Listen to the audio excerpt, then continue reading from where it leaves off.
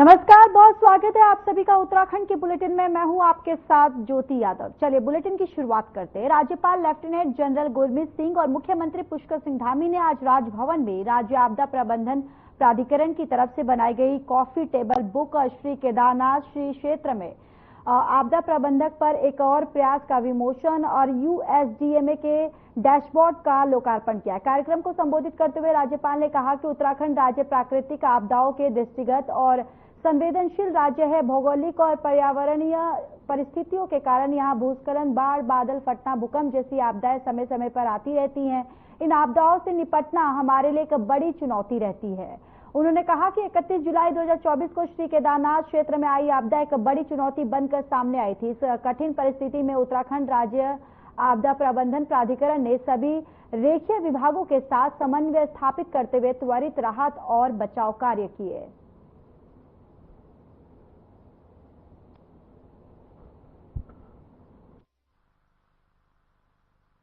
31 जुलाई 2024 को जो केदार घाटी में आपदा आई थी और उस आपदा में जिस त्वरित गति से हमारे सारे विभागों ने, इसमें विशेषकर आपदा प्रबंधन विभाग, जिला प्रशासन, पूरी मशीनरी, पूरा तंत्र और एसडीआरएफ, एनडीआरएफ, भारत सरकार की भी एजेंसियां, राज्य सरकार की एजेंसियां, हमारे अनेक संगठन, हमारे जनप्रतिनिधिगण, धार्मिक संगठनों के लोग, स्वयं सहायता समूह के लोग, जन सामान्य के लोग, सबने बहुत बढ़ चढ़कर भाग लिया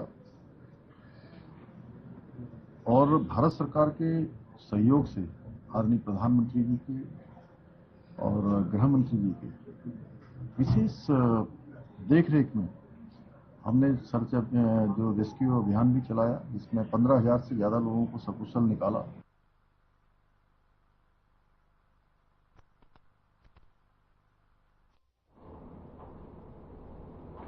आगामी वर्ष 2027 में अर्धकुंभ का आयोजन होना है, जिसको लेकर मुख्यमंत्री पुष्कर सिंह धामी द्वारा यहां पर आपको बताते चले कि प्रयागराज महाकुंभ से हरिद्वार में होने जा रहे अर्धकुंभ को कुंभ के रूप में भव्य दिव्य मनाने की घोषणा की जा चुकी है, जिसको लेकर गढ़वाल आयुक्त विनय शंकर पांड्या ने जिले के अधिकारियों के साथ एक बैठक की और इस बैठक में उन्होंने सभी विभागों की प्राइमरी तैयारियों के विषय में जानकारी ली। विनय शंकर पांडे ने बताया कि जिस तरह से खुद मुख्यमंत्री पुष्कर सिंह धामी द्वारा आगामी अर्धकुंभ को भव्य रूप से कुंभ के रूप में मनाए जाने की घोषणा की जा चुकी है, उसी क्रम में उनके द्वारा हरिद्वार जिले के अधिकारियों के साथ बैठक ली गई थी, जिसमें कुंभ को भव्य रूप से मनाने के लिए सभी विभागों को युद्ध स्तर से तैयारियों में जुट का आदेश दिया गया।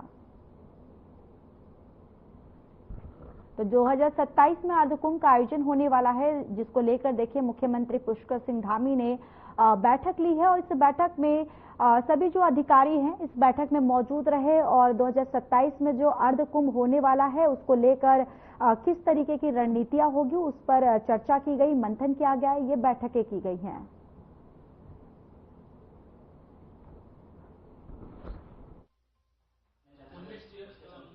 देखिए, आज जो हमारा 2027 का कुंभ मेला होना है, तो एक चीज मैं क्लियर कर दूं कि वो अर्धकुंभ मेला नहीं है, वो कुंभ मेले के रूप में जाना जाएगा। और इसके बारे में माननीय मुख्यमंत्री जी ने जब प्रयागराज में गए थे कुंभ मेले में, तो वहां उन्होंने महाकुंभ मेले में, तो वहां उन्होंने कहा था कि हमारा 2027 का जो मेले का आयोजन होना है वो कुंभ मेले के नाम से जाना जाएगा। उसी की तैयारियों के सिलसिले में ये एक प्रिलिमिनरी बैठक हम लोगों ने की थी। इसमें हम लोगों ने 2010 के जो हमारा महाकुंभ हुआ था, 2016 का, 2021 का, इन सभी के डिटेल्स पहले हम लोगों ने देखी कि उन मेलों में क्या क्या व्यवस्थाएं रही हैं। मुख्यमंत्री पुष्कर सिंह धामी मंगलवार को शहीद मेले में शिरकत करने कोटद्वार के निकट दुगड़ा पहुंचे, जहां दुगड़ा में सीएम धामी ने शहीद पार्क में चंद्रशेखर आजाद और भवानी सिंह रावत की मूर्ति पर माल्यार्पण किया। इस दौरान शहीद मेले में आयोजित हुए कार्यक्रम में सीएम धामी ने शिरकत करते हुए कहा कि वो अपने आप को सौभाग्यशाली मानते हैं कि उन्हें उस भूमि में आने का मौका मिला जिसका देश की आजादी में बहुत बड़ा योगदान रहा है।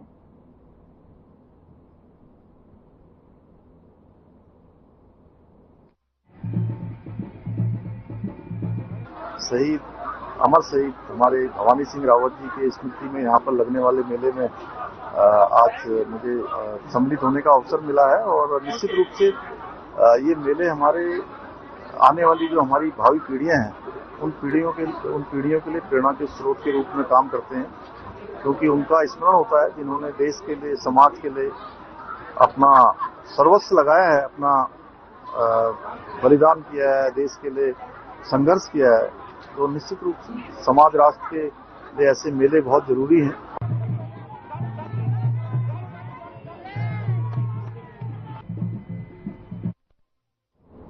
मुख्यमंत्री पुष्कर सिंह धामी ने खटीमा में रोड शो में हिस्सा लिया। इस दौरान फूल मालाओं, पारंपरिक वेशभूषा और सांस्कृतिक कार्यक्रमों के साथ भव्य स्वागत किया गया। तो वहीं सीएम धामी ने कई लाख के विकास कार्यों का शिलान्यास भी किया है। इसके अलावा उन्होंने विभिन्न लाभार्थियों को चेक वितरित किए।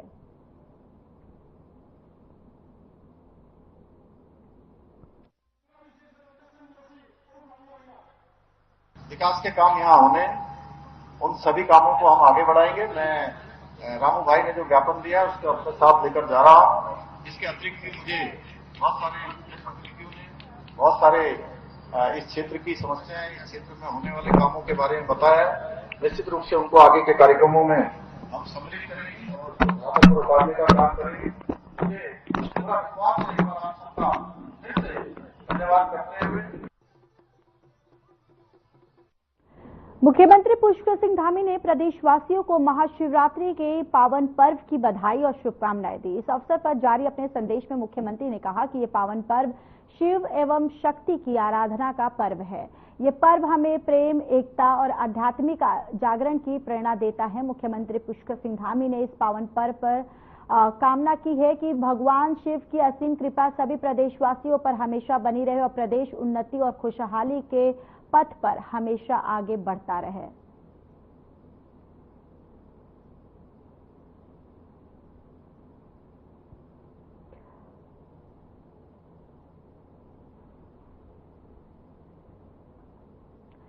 तो वहीं प्रधानमंत्री नरेंद्र मोदी दौरे को लेकर उत्तराखंड से बड़ी खबर सामने आ रही है, जहां पर आपको बताते चले कि मुख्यमंत्री उन्होंने तैयारियों को लेकर यहां पर जायजा लिया है। पीएम 27 फरवरी को चारधाम यात्रा को प्रमोट करने के उत्तरकाशी के मुखबा हर्षिल आ रहे थे, लेकिन अब ये उनका दौरा रद्द हो गया है। उत्तराखंड बीजेपी के प्रदेश प्रवक्ता कमलेश रमन ने कहा है कि पीएम मोदी का फिलहाल दौरा स्थगित हो गया है और अब पीएम मार्च के पहले हफ्ते में उत्तराखंड आ सकते हैं।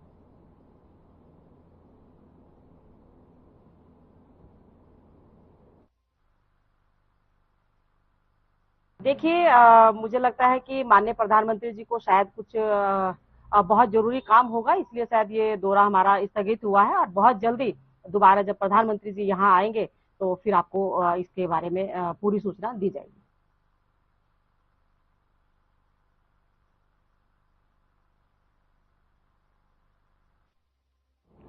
राज्य सरकार आगामी चारधाम यात्रा की तैयारियों में पूरी तरह से जुट गई है। मुख्यमंत्री पुष्कर सिंह धामी और स्वास्थ्य मंत्री डॉक्टर धन सिंह रावत ने यात्रा के सफल आयोजन के लिए अधिकारियों को समय पर पुख्ता इंतजाम करने के दिशा निर्देश जारी किए हैं। तो वहीं मुख्यमंत्री और स्वास्थ्य मंत्री के निर्देशों के बाद सचिव चिकित्सा, स्वास्थ्य और चिकित्सा शिक्षा विभाग डॉक्टर आर राजेश कुमार ने उत्तराखंड शासन में अधिकारियों के साथ एक महत्वपूर्ण बैठक आयोजित की। बैठक में चारधाम यात्रा के स्वास्थ्य संबंधित इंतजामों को लेकर विस्तार से चर्चा की गई और विभिन्न विभागों को अपनी तैयारियां समय पर पूरी करने के निर्देश दिए गए। सचिव ने यात्रा मार्ग पर मेडिकल रिस्पांस पॉइंट्स की संख्या बढ़ाने और स्क्रीनिंग पॉइंट्स की संख्या में सुधार करने और श्रद्धालुओं के स्वास्थ्य रजिस्ट्रेशन के कार्यों को शीघ्र पूरा करने के निर्देश दिए।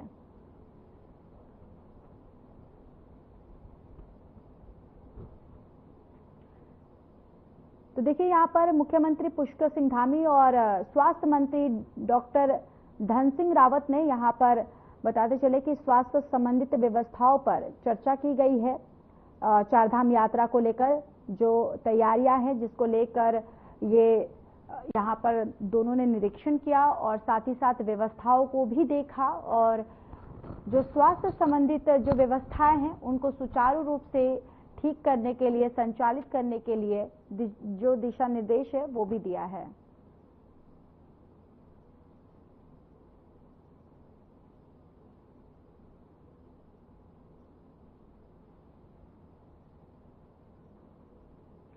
देश भर में महाशिवरात्रि का पर्व धूमधाम से मनाया जा रहा है, तो वहीं अल्मोड़ा के ऐतिहासिक विश्व प्रसिद्ध जागेश्वर धाम में श्रद्धालुओं की भीड़ उमड़ हुई है, यानी कि उमड़ी हुई है, जहां शिव भक्ति आराध्य देव की पूजा अर्चना कर रहे हैं। सुबह से ही जागेश्वर धाम में लोगों की लंबी कतार लगी हुई है और देर शाम तक हजारों की संख्या में श्रद्धालु महामृत्युंजय के दर्शन करेंगे और रात्रि को जागेश्वर धाम में विशेष पूजा की जाती है। श्रद्धालु बम बम के जयकारों के साथ पूजा अनुष्ठान कर रहे हैं।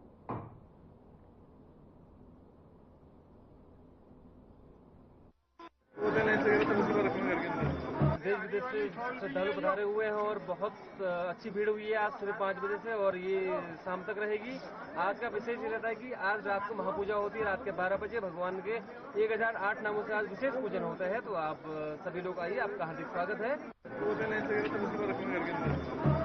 कैमरा नहीं है, दिखाता नहीं, दिखाने की जिला विकास प्राधिकरण को लेकर अल्मोड़ा में जोरदार धरना प्रदर्शन किया गया। स्थानीय लोगों और विभिन्न संगठनों ने डीडीए के खिलाफ नाराजगी जताते हुए इसके नियमों को मानकों के विपरीत बताया। प्रदर्शनकारियों का कहना है कि डीडीए लागू कर सरकार ने निकायों को कमजोर करने का काम किया है और पूर्व में निकाय को मानचित्र स्वीकृत करने का अधिकार होता था, लेकिन जिला प्राधिकरण लागू कर सरकार ने निकाय का अधिकार छीनने का काम किया है। प्रदर्शनकारियों ने डीडीए को खत्म करने की मांग करते हुए सरकार और प्रशासन के खिलाफ नारेबाजी की और चेतावनी दी है कि अगर उनकी मांगों को जल्द नहीं सुना गया तो आंदोलन है उसको और भी उग्र करेंगे और भी तेज करेंगे।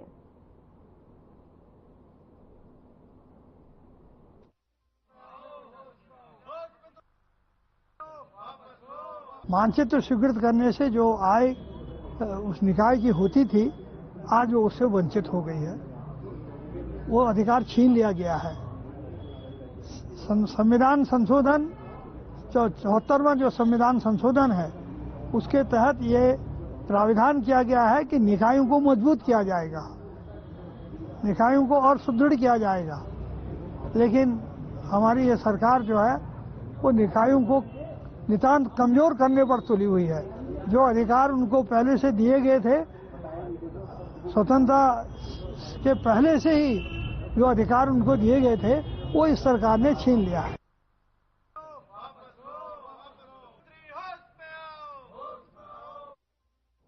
कांग्रेस से चक्राता के विधायक प्रीतम सिंह ने विधानसभा की कार्य मंत्रणा समिति से इस्तीफा देने की चेतावनी दी है। उन्होंने कहा कि जब तक संसदीय कार्य मंत्री प्रेमचंद अग्रवाल अपने पद पर रहेंगे तब तक वे कार्य मंत्रणा की बैठक में नहीं जाएंगे। इसी बात से खुद को संबंध करते हुए कांग्रेस की प्रदेश प्रवक्ता डॉक्टर प्रतिमा सिंह ने कहा कि पूर्व प्रदेश अध्यक्ष प्रीतम सिंह ने बिल्कुल ठीक कहा कि जिस तरह से संसदीय कार्य मंत्री प्रेमचंद अग्रवाल ने सदन के अंदर अभद्र भाषा का प्रयोग किया तो वहीं संसदीय कार्य मंत्री के पद पर रहें।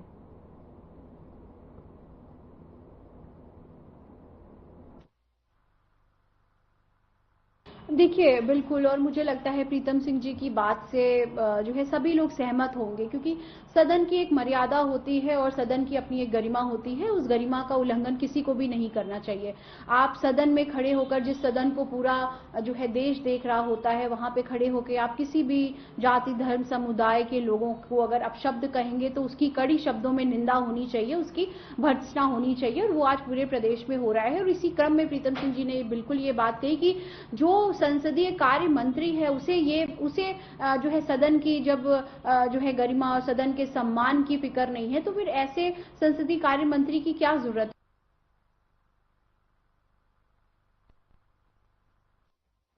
डीबीएस पीजी कॉलेज में श्रीमद् भागवत गीता का सर्टिफिकेट कोर्स शुरू हुआ है।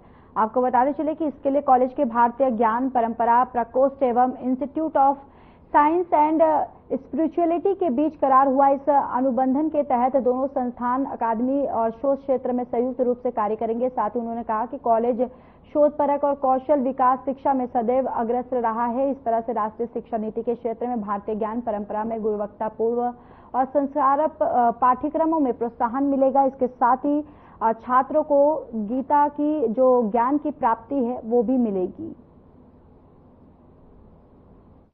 यहाँ पे अभी न्यू नेशनल एजुकेशन पॉलिसी के तहत 2 कोर्सेज है। एक है इंडियन नॉलेज सिस्टम और एक है cultural and moral values.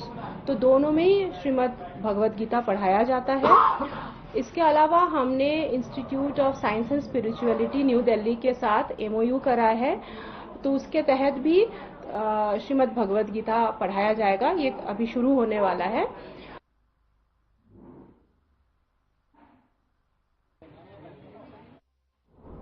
Uttarakhand में अगले कई दिनों तक मौसम में परिवर्तन देखने को मिलेगा। मौसम विभाग ने प्रदेश के मौसम को लेकर चेतावनी जारी की है। यही वजह है कि खराब मौसम के चलते प्रधानमंत्री नरेंद्र मोदी का 27 फरवरी को उत्तराखंड दौरा स्थगित कर दिया गया है। पीएम मोदी मां गंगोत्री के शीतकालीन प्रवास मुखुआ में शीतकालीन यात्रा को बढ़ावा देने के लिए पहुंच रहे थे। इसके अलावा उत्तरकाशी के हर्षिल क्षेत्र में भी उनके जनसभा का कार्यक्रम था, लेकिन मौसम विभाग के अलर्ट के बाद पीएम मोदी का ये दौरा स्थगित हो गया है।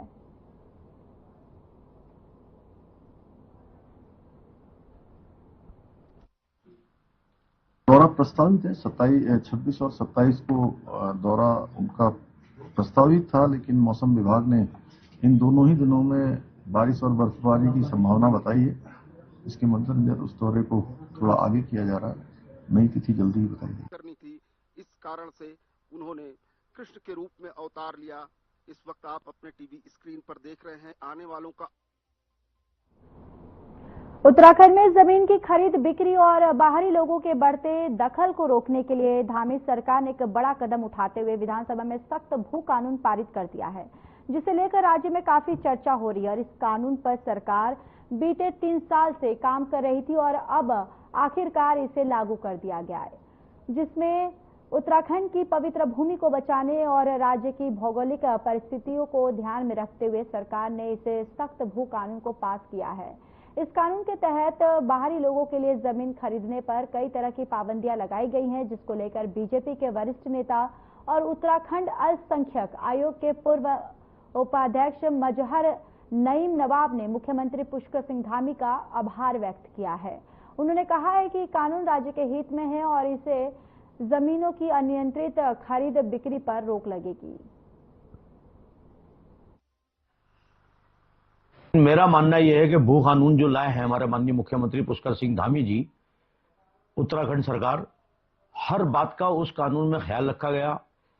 सबसे पहले गरीब वर्ग जो हमारा काश्तकार, जो खेती करने वाला, किसानी करने वाला, जो अपना खेती किसानी से अपना पालन पोषण करता है, उसका पूरा ध्यान रखा गया है। और जिस तरीके से हर व्यक्ति का ख्याल रखा गया भू कानून में, एक इसका पूरा अवलोकन किया गया। बाकायदा इसके लिए कमेटी गठित की गई थी, जिस कमेटी ने इसका पूरा अवलोकन किया है। इसमें कोई भी खामी नहीं है और ये कानून एक यहाँ के लिए, उत्तराखंड के लिए, उत्तराखंड के जो पर्वतीय क्षेत्र हैं, जो हमारे उत्तरकाशी है या हमारा धारचूला का क्षेत्र है, पिथौरागढ़ का क्षेत्र है, या हमारा पौड़ी गढ़वाल या और अन्य क्षेत्र, दूर क्षेत्र जो पहाड़ के हैं, उनके लिए ये मील का पत्थर साबित होगा भू कानून।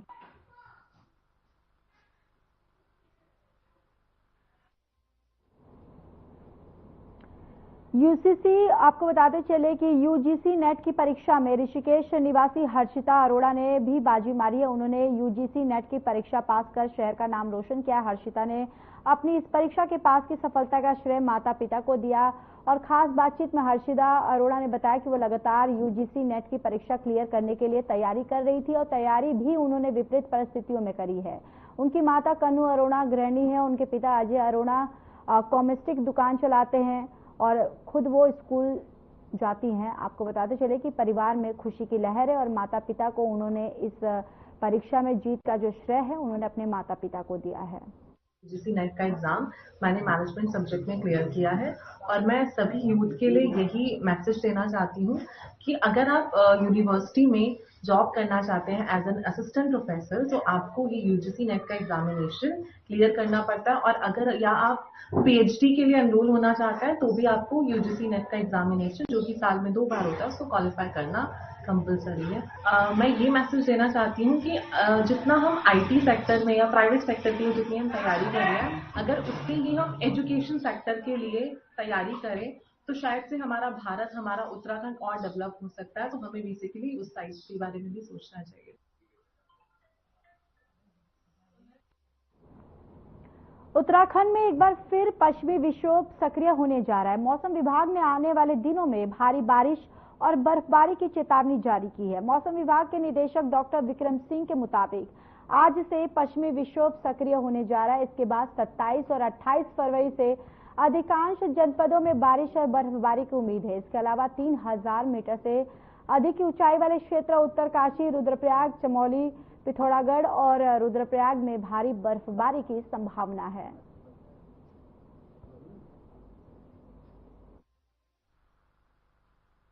लेकिन 26 तारीख से जो एक पश्चिमी विक्षोभ है वो आ रहा है, उसकी वजह से आप देखेंगे कि हल्की से मध्यम तक की जो बारिश है वो गढ़वाल क्षेत्र में आपको 26 शाम रात से दिन से वो मिलनी शुरू हो जाएगी।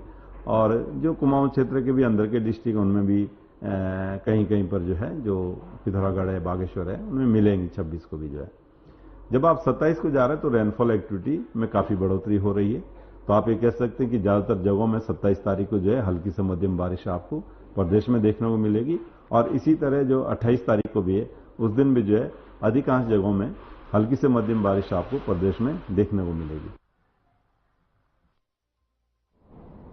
अल्मोड़ा जिले में लघु सिंचाई विभाग प्रधानमंत्री कृषि सिंचाई योजना के तहत 294 योजनाओं पर कार्य चल रहा है। लघु सिंचाई खंड अल्मोड़ा के अधिशासी अभियंता जीडी सिंह ने बताया कि उनके विभाग ने गांव-गांव सिंचाई संबंधित कार्यों को पहुंचने का पूरा प्रयास किया जा रहा है। उन्होंने कहा कि लघु सिंचाई विभाग ने प्रधानमंत्री कृषि सिंचाई योजना के तहत जिले में 294 योजनाओं में कार्य चल रहा है।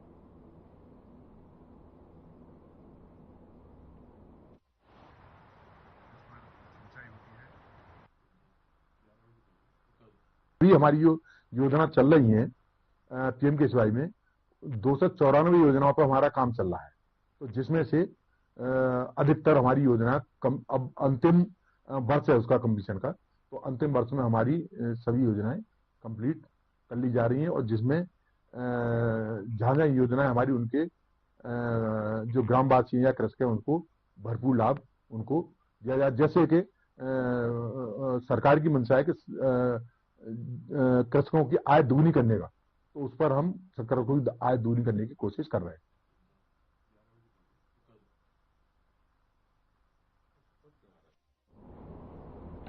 दिनेशपुर में किसान सहकारी समिति के सदस्य पद के लिए मतगणना हो गई, जिसके मुताबिक वार्ड नंबर 2 चंडीपुर से दीपिका शाह और वार्ड नंबर 3 चितरंजनपुर सुमोती विश्वास, वार्ड नंबर 5 से दिनेशपुर से राधिका सरकार, वार्ड नंबर 3 से 9 से गुरमीत सिंह। और आपको बताते चले कि 6 वार्डों में सदस्य पद के उम्मीदवारों निर्विरोध चयन हो चुका है। परिणाम आते ही चुने गए सदस्यों के समर्थकों के जबरदस्त जश्न जो है उनके द्वारा मनाया गया।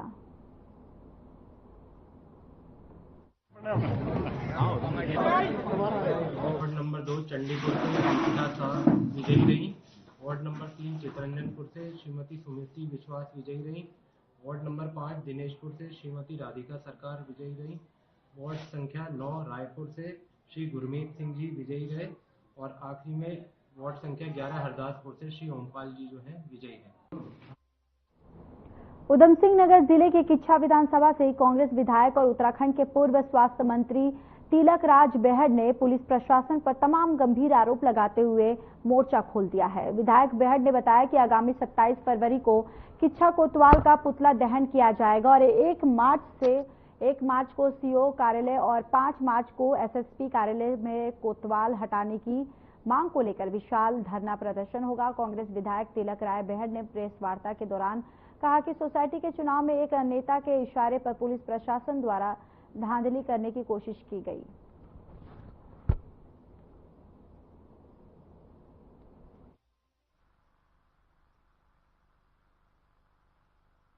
चुनाव पूरा होने से 1 घंटा पहले, 1.5 घंटा पहले सरवर यार खां को टारगेट किया पुलिस ने। उनका कहना है कि आपने भी देखा होगा, अखबारों में बयान छपा है कि साहब उनके खिलाफ एक एप्लीकेशन आई है। क्या सरवर यार खां डकैत है क्या, क्रिमिनल है क्या, अपराधी है क्या, वो भाग के कहीं जा रहे थे क्या? आपका 100 दरखास्तें आती, आप तो सुनते ही नहीं हो किसी की। आपको जरा भी लज्जा नहीं आई कि आप जाके एक पोलिंग एजेंट को चुनाव संपन्न होने के बाद भी आप बुला सकते थे? आप जबरदस्ती खींच के लाए, धक्का मारते हुए लाए। जवाब दें कप्तान, इस जिले के जिम्मेदार हैं, अपनी पुलिस के जवाब दे रहे हैं, वो तो जवाब देना चाहिए कि उन्होंने किस तरह से ये खेल खेला है कोतवाल ने। अरे हमने तो आप पे पहले भी कहा था कि आपने दोबारा नियुक्ति क्यों कर दी इसकी कोतवाल की इच्छा में।